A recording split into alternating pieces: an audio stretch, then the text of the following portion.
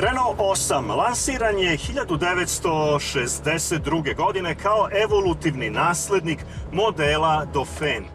Mi se vozimo u izdanju Major iz 1965. godine. Saša, kao što znamo, te 62. godine u osmici debitovao je potpuno novi Cleon Fonte motor od 957 kubnih centimetara, a sa modelom Major pa sve je to bilo mnogo bolje. U Renault Majoru se pojavio motor od 1108 kubika koji je imao 50 konjskih snaga i obrtni moment od 82 Nm. Za današnje vreme performanse izuzetno skromne, ali na neki način one su vodile i do dugotrajnosti ovog auta. 19,2 sekunde do 100 km na sat i 134 km maksimalne brzine. Iako je od Dauphina preuzeta osnovna arhitektura, pa i međuosovinski razmak od 2270 mm, osmica je bila za 3 cm uža. Međutim, zahvaljujući ravnim linijama karoserije, kabina je bila prostranija, tako da su prednja sedišta praktično bile fotelje u odnosu na prethodni model.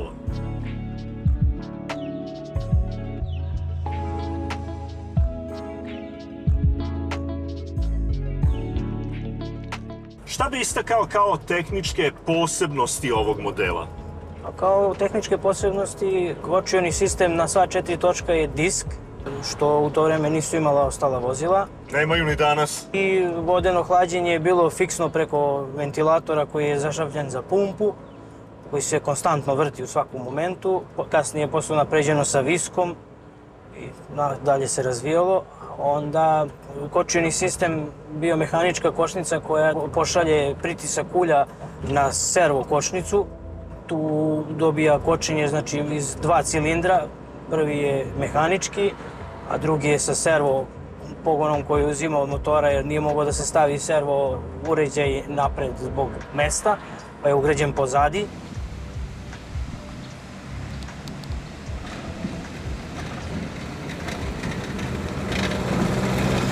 Poput Dauphina, Renault je sa modelom 8 imao ambicije da to bude globalni model, a i bio je.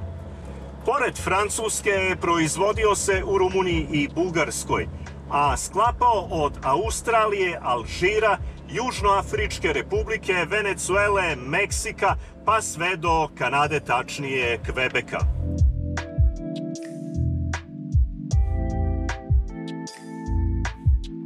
U Americi je Renault 8 pratila specifična reklamna kampanja da nije toliko loš kao prethodni model Dauphin.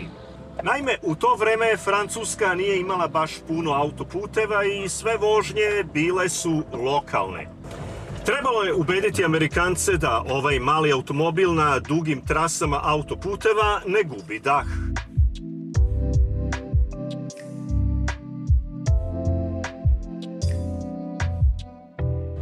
Kako je tekla restauracija? Rekao si mi imaš nekoliko ovakvih osmica, jednu koja ti služi kao mustra. Kako to funkcioniše?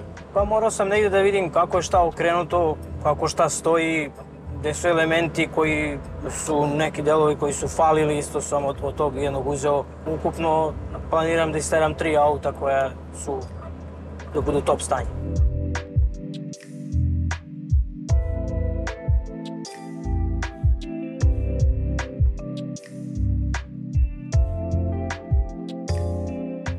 Od performans verzija naravno svi spominju Gordini, ali ne treba zaboraviti ni južnoafričku verziju Alconi, koja je zapravo tuning upravo ovog motora od 1108 kubnih centimetara, pa se iz njega dobija čak 68 konjskih snaga.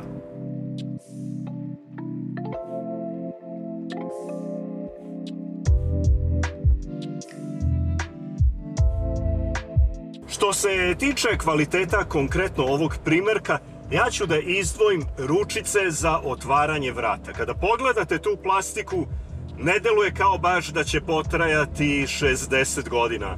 Ali nisu ni plastike ono što su nekada bile.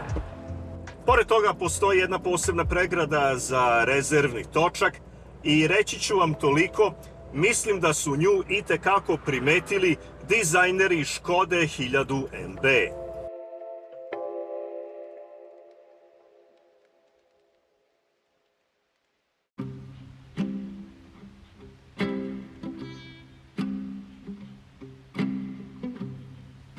Kakav ti je doživljaj vožnje, onako emotivno? Doživljaj vožnje je nešto neverovatno, prosto kao da je vreme stalo. U nekom drugom smislu u odnosu na novija kola, ovo je skroz nešto udobno. Vidiš koliko je život jednostavno.